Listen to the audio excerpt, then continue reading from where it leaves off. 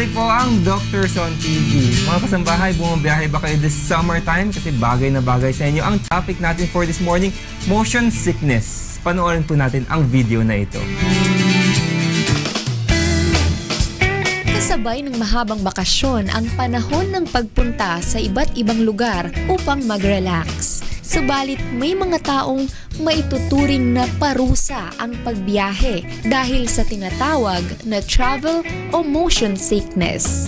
Sinasabing halos lahat ay nakararanas ng motion sickness, subalit 5 hanggang 10% ng populasyon ang maituturing na extremely sensitive sa motion sickness, habang 75% naman ang hindi apektado nito.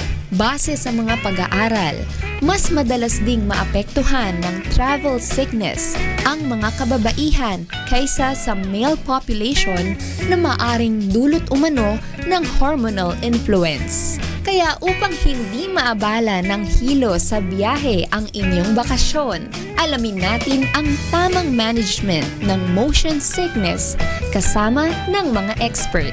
Doctors on TV.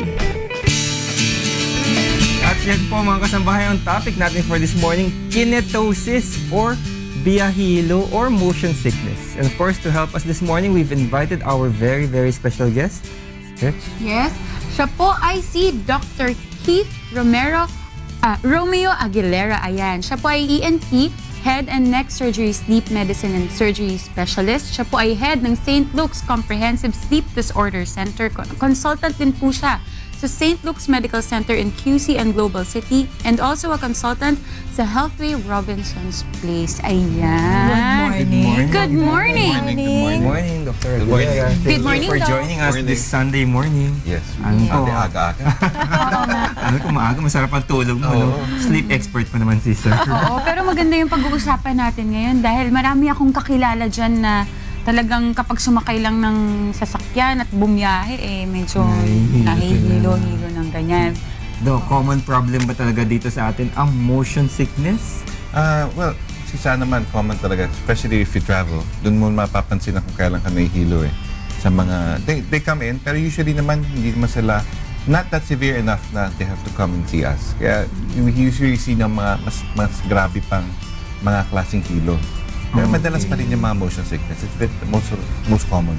Maitigil ko muna to ha. Before we proceed to our discussion mga kasambahay, pwede po kayo makisali pala sa ating talakayan. You can ask questions to our guests sa pamamagitan ng pagtawag sa mga numbers na nasa inyong TV screen.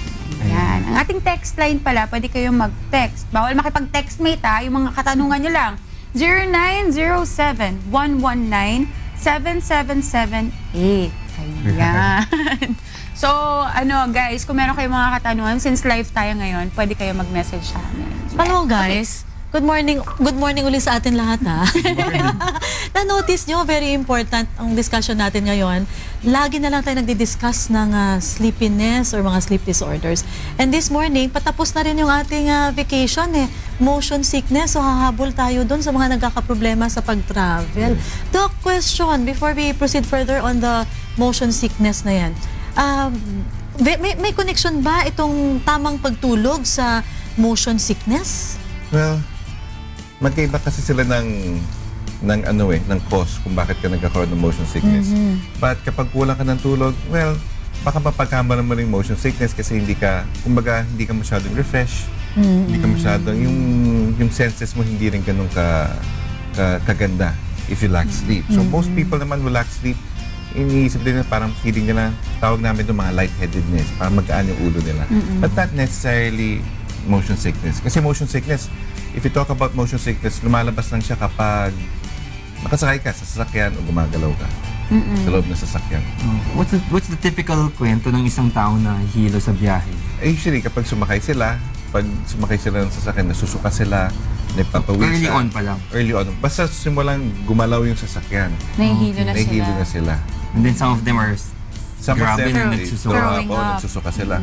Pero not all, yung iba nauseous lang, parang nasusuka lang, nagpapawisan, tapos nahihilo. Yan na sila. Napakahirap, no? Kasi hindi mo ma-enjoy yung vacation mo. Okay. Huwag ka na umalis. Staycation ka na lang. Oo. But karamihan sa mga may mga motion sickness naman, alam nila yun eh. So that's why some of them, they prefer to sit somewhere else. I mean, in a certain part of the car, for example. Yung hindi or masyadong matagtag, hindi masyadong yung magalaw. Namimili na sila ng mga upa. Or alam na nila kasi na kapag mahilig ka mag-travel, ayaw mo maudlot yung travel mo, di nagpapatingin na kagad sila. So we can help them before they travel. Okay. So May kilala ko na Prevention. kung ano. Ewan ko daw kung motion sickness ang classification ito. Pero pag sakay niya sa kotse, especially kapag aircon, hihilo, susuka na. Oh no? Aircon, ha? So mas gusto Dapat- niya na sumasakay lang siya doon sa sa bus na sa bus na walang aircon.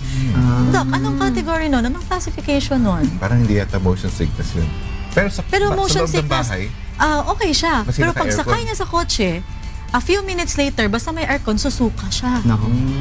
could be, pero kasi Baka ang aircon niya. diba, Mali, hindi nagpalit ng freon. Kaya- Di ba? May init Kasi din pala. nasusuka sa aircon. baka yung katabi niya ang ano. Pero hindi biro Walang Kasi ventilation yung every kotse. time. Taga Laguna. That's why hindi siya makakabiyahe outside of Laguna. Really? Nag-aral siya doon sa isang malapit na lang na school. Hindi siya pwedeng pumunta ng Maynila. nahihinder pa yung kanyang pag-travel. In a way, come to think of it, baka pwede nga rin motion sickness yung kanyang... Kasi basically, bakit yan nagkakaroon ng motion sickness, no? Kapag nagkakaroon ka kasi motion sickness, ang balance kasi natin nanggagaling sa clues or eyes, yung movement sa tenga yung nanggagaling. Okay. And then of course, yung position mo, nasa mga muscles. So, at a particular time, nagsisend sila ng information sa brain para yung brain mo ipoprocess kung anong, at what position you are currently in. Okay. So, ang taong may motion sickness, mali-mali yung input niyan nakukuha.